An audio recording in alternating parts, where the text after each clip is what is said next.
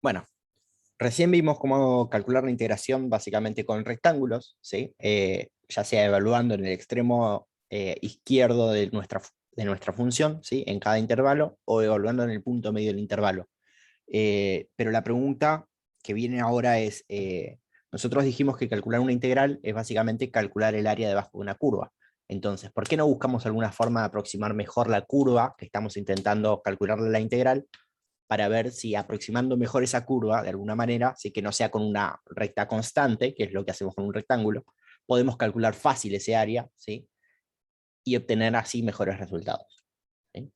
Entonces, acá es donde viene el primero de los métodos, si quieren, que ya no es de integración rectangular, que es el método del trapecio, ¿sí? Donde la idea es la siguiente, ¿sí? Nosotros tenemos un intervalo en el cual queremos integrar, y en vez de poner un rectángulo como veníamos haciendo, lo que vamos a hacer es poner un trapecio, ¿sí? Un trapecio es básicamente eso, es aproximar nuestra función con una recta que pase por los dos puntos que son nuestros extremos de integración, ¿sí? Al realizar esto, en general, uno está diciendo que si nuestra función varía, es una mejor aproximación que agarrar un rectángulo, ¿sí? Ya sea este rectángulo o el rectángulo del punto medio o el rectángulo de este extremo, ¿sí? Entonces, la idea del trapecio es decir, lo que vamos a construir, ¿sí? Es un trapecio y vamos a calcular el área de ese trapecio. En principio uno puede decir, bueno, esto tiene un aumento de la complejidad interesante, ¿no? Porque ya tenemos que calcular un área debajo de un trapecio en vez de un rectángulo, que el área del rectángulo es base por altura y se acabó, ¿sí? Bueno, tiene algunas ventajas usar un trapecio, que es que en principio calcular el área debajo del trapecio es calcular el área de este rectángulo, por ejemplo, ¿sí? Y de este triángulo que queda acá, ¿sí? Bueno, el área de ese rectángulo es fácil, ¿sí? Porque si ustedes quieren, a ver, a esto lo puedo llamar R y a esto T, ¿sí? R es la función evaluada en un punto, en este caso es en el punto 2, ¿sí? Multiplicada por el ancho del intervalo, x2 menos x1.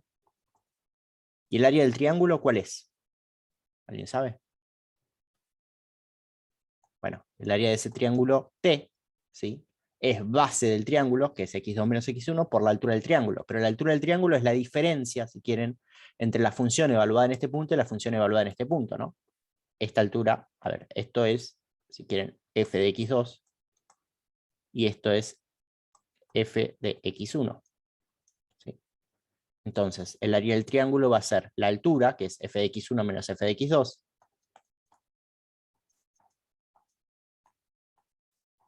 ¿sí? Esto es h, bueno, ahora le pongo el nombre, multiplicado por la base del triángulo, que es x2 menos x1, ¿sí? Y dividido 2, porque recuerden que para calcular la área de un triángulo es base por altura sobre 2, ¿sí? Entonces, si quieren, esto que aparece acá, este término que aparece acá es h sobre 2, y este término es la base del triángulo.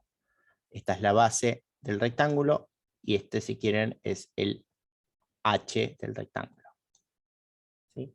Bueno, si sumamos estas cosas y operamos, vamos a ver que llegamos a esta expresión que está acá, ¿sí? Es relativamente fácil porque el b es el mismo para los dos, lo podemos sacar factor común, ¿sí? Y si escribimos lo otro, tenemos f de x1 sobre 2, o sea, de x1 dividido 2, menos la f de x2 sobre 2, también, más la f de x2, y todo esto multiplicado por el b, la base, ¿sí?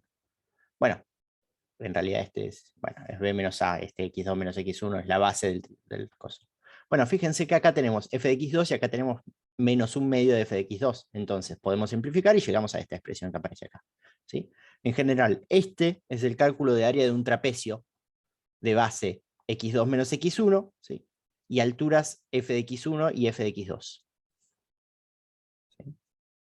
Bueno, con todo esto, ¿sí? Tenemos otro método para calcular, donde fíjense que ahora lo que estamos haciendo de cierta manera es considerar que nuestra función tiene una variación en ese intervalo, ¿sí?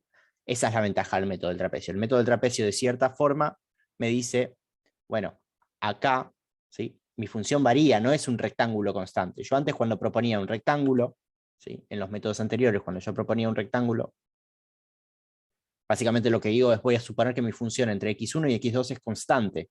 Y ahora estoy diciendo, no, pará, mi función no es constante, varía. La voy a aproximar con una recta. ¿Es una aproximación burda? Sí, es una aproximación burda. Ahora, ¿mejora respecto de una constante? Y sí, mejora respecto de una constante casi siempre, salvo que mi función sea una constante, ¿no? Bueno, dicho esto, lo que vamos a hacer es volver a mirar el mismo ejemplo, por última vez le prometo. ¿Sí? Y este ejemplo lo vamos a analizar ahora con el método del trapecio. Bueno, fíjense que si ahora utilizamos un intervalo, lo que tenemos que hacer es plantear un triángulo que vaya desde el punto 208 al punto 812. ¿Sí? 208, 812. Al hacer esto, ¿sí? Nos va a quedar un área en exceso en este caso, porque nuestra función pasa como por debajo de esa recta que estamos planteando. Entonces, cuando calculemos nuestra integral con un solo intervalo, el resultado en principio no va a ser tan bueno, ¿no? Porque tenemos como un área en exceso bastante grande con la cual vamos a estar, digamos, todo esto verde va a ser error a la hora de calcular el área, ¿no? Bueno, y para calcular este área vamos a tener que hacer la función evaluada en 2, que vale 0,8, más la función evaluada en 8, que vale 12,8 dividido 2, ¿sí? Eso es 13,6 dividido 2 son 6,8, ¿sí? Creo, sí, 6,8, y multiplicarlo por el ancho del intervalo, que es 8. ¿Sí? Al hacer esto, el resultado me da 40,8. ¿Sí? Bueno, si queremos mejorar este resultado, lo que podemos elegir es partir en 2, ¿sí? Nuestro intervalo inicial, y trabajar con 2 subintervalos, y al hacer esto, fíjense cómo se achica, ¿sí? El área que estamos calculando en exceso. Y ahora lo que vamos a tener que hacer es calcular una suma de dos términos, donde cada término va a ser la función evaluada en los dos extremos del intervalo, dividido 2, multiplicado por el ancho del intervalo, ¿no?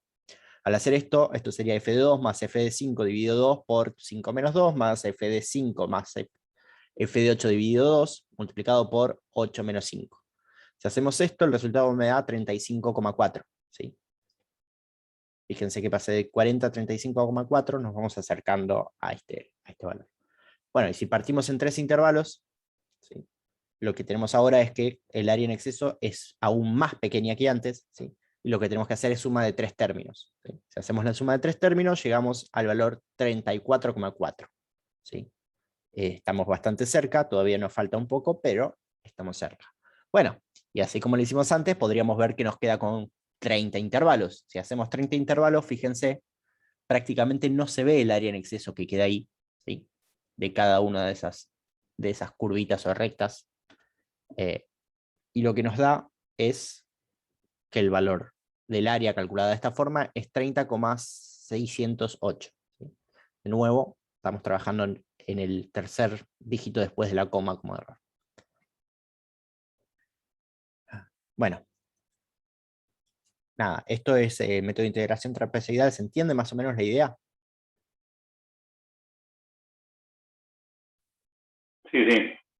Bien. Voy a parar un segundo acá la grabación. No, voy a pausar la grabación porque quiero correr algo y mostrarles.